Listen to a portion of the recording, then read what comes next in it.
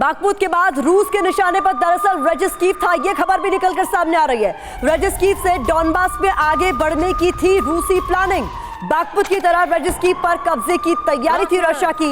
रूसी फौज ने रेजिस्कीव के आसपास तैनाती और ज्यादा बढ़ा दी है। अब इसका महत्व क्या हो सकता है और क्या है रशिया की प्लानिंग, इसे समझने की भी कोशिश करेंगे और एक्सपर्ट्स का ओपिनियन भी इस पर जानेंगे। लेकिन रेजिस्कीव से ये बहुत बड़ी खबर निकलकर सामने आई है, जहां पर ड्रोन हमला हुआ और जिसमें 8 लोगों की मौत की खबर निकलकर सामने आई। तो क्या कुछ हुआ रेजिस्कीव में, समझाते हैं जल्दी से आपको, फिर अपने एक्सपर्ट्स का हम रुख करेंगे। पहले तो आप समझिए कि रेजिस्कीव है कहां। ये आप देख रहे हैं राजधानी कीव, यूक्रेन की। यहां से महज 64 किलोमीटर की दूरी पर रेजिस्कीव आपको यहां पर नजर आ रहा है। आज यहां पर यूक्रेन का ड्रोन अटैक हुआ है। कल मिसाइल अटैक किया गया था ज़पोरिज्जिया में, अवदीवका में भी रूस ने 1.5 टन का बम गिराया था। तो ये अलग अलग इलाके जो है वहां पर किस तरीके से लगातार कुछ ना कुछ एक्शन देखने को मिल रहा है, ये किस ओर इशारा कर रहा है, ये समझने की कोशिश हम करेंगे। राजधानी भी क्या रूस के रडार में है, ये भी समझने की कोशिश हम करेंगे। और कुछ इंपॉर्टेंट इंफॉर्मेशन आपके सामने जल्दी से हम रख रहे हैं, उसको जल्दी से समझिए और फिर एक्सपर्ट्स का करेंगे रुख।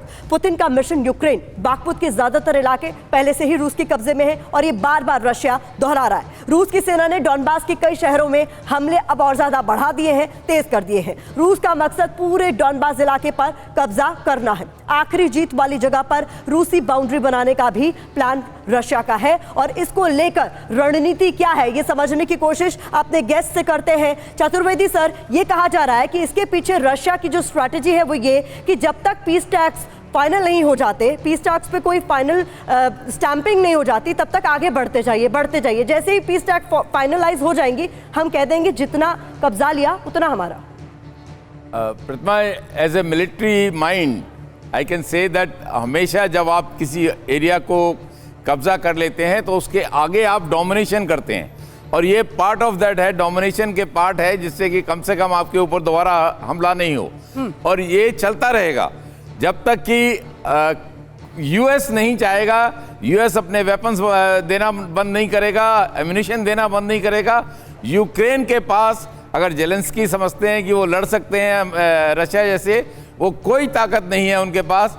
उनके पास ना तो एम्यूनिशन है, वेपन्स हैं, जब आ जाते हैं थोड़े दिनों वो एक्टिव हो जाते हैं, फिर शांत हो जाते हैं। तो ये इस तरह से वन साइडेड है तकरीबन, मैं कहूँगा। लेकिन क्योंकि नेटो का सपोर्ट है तो इसलिए रशिया को भारी पड़ रहा है। लेकिन इसके बियॉन्ड, ईस्टर्न यूरोप के बियॉन्ड, आई डोंट थिंक उसकी कोई ऑब्जेक्टिव्स हैं या एम्स हैं। लेकिन इसको कंसोलिडेट करेगा, यहाँ पे अपने लॉजिस्टिक सिस्टम को चलाएगा, अपना एडमिनिस्ट्रेशन चलाएगा। और वही आपने देखा कुछ दिन पहले पुतिन मरियोपोल में अपना एक दौरा करने गए थे, वहाँ सब देखने गए थे कि किस तरह से वहाँ एडमिनिस्ट्रेशन चल रहा है, वहाँ पे बिजली पानी की सुविधाएं कैसी हैं, सिविलियंस को किस तरह से खाना पानी ये सब चल रहा है कि नहीं। ये सब भी एक राष्ट्र की एक बहुत बड़ी जिम्मेदारी होती है। मैसेजिंग भी बहुत इंपॉर्टेंट है और मैसेजिंग की टाइमिंग भी बहुत इंपॉर्टेंट है सिंह सर, क्योंकि ये यहाँ पर मैसेजिंग ये देने की भी कोशिश है कि किलेबंदी सिर्फ आप क्यों करें, नाटो का सहयोग अगर आपको मिल रहा है तो रशिया फिर ये मैसेज भी देने की कोशिश कर रहा है कि चीन हमारे साथ खड़ा है, नॉर्थ कोरिया हमारे साथ खड़ा है, ईरान हमारे साथ खड़ा है।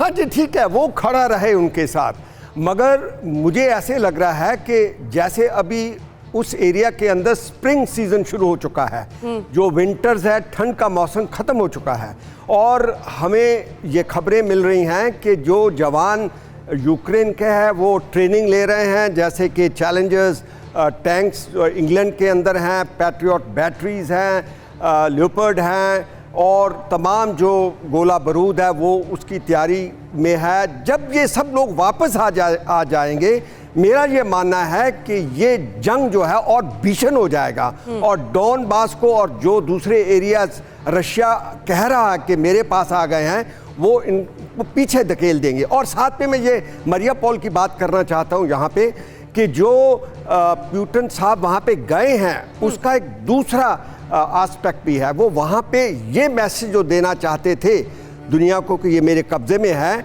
उनको ये भी एक डर है कि जो वहाँ के लोकल लोग हैं वो फिर दोबारा उनके सामने खड़े ना हो जाएं, क्योंकि जो यूक्रेन के लोग हैं, आम लोग हैं, वो रशिया की डोमिनेशन नहीं चाहते। यहाँ तक कि इन्होंने अपना अभी एम जो है, निशाना, वो क्रीमिया भी रख दिया है। यूक्रेन के प्रेसिडेंट साफ कह रहे हैं कि मैं क्रीमिया को भी आजाद सर, करके अगर रुकूंगा। आपकी बात सही साबित हुई, अशोक सज्जनहार सर, अगर सिंह सर जो कह रहे हैं वो सही साबित हुआ, बदलते मौसम के साथ जंग और विध्वंसक हुई, तो एक बार फिर से पीस टॉक की जितनी भी हम लोग संभावनाएं व्यक्त कर रही हैं वो फिर शून्य हो जाएंगी सर? नहीं, बिल्कुल आप ठीक कह रहे हैं और मैं काफी हद तक सहमत हूं। देखिए, रूस का भी जैसे आपने कहा और बिल्कुल ठीक कहा, और जैसे जनरल चतुर्वेदी ने कहा, जो देखिए जब तक उसे मालूम है जो यूक्रेन के पास अभी असला नहीं है, अभी सामान नहीं है, अभी इक्विपमेंट नहीं है, जो कि वो इंतजार कर रहा है वहां से, नेटो से, पोलैंड से, जर्मनी से आने के लिए, तो जब तक वो बिल्कुल जैसे निहत्था खड़ा हुआ है, तो जितना अटैक आप कर सकते हो, जितना और टेरिटरी आप ले सकते हो, तो वो आप ले लीजिएगा। परंतु एक बात इसमें यह भी ध्यान रखना है, जो अभी खरसोन और ओडेसा पर अभी उनका वो नहीं, रूस का कब्जा नहीं हुआ है, तो इसीलिए ये कहना जो चारों जो उसने साथ में लिए थे, जापोरिजिया और खरसोन और दोनों डोनबास के रीजन जो हैं, डोनेट्स्क और लुहांस्क, वो उसके अभी कंट्रोल में नहीं है।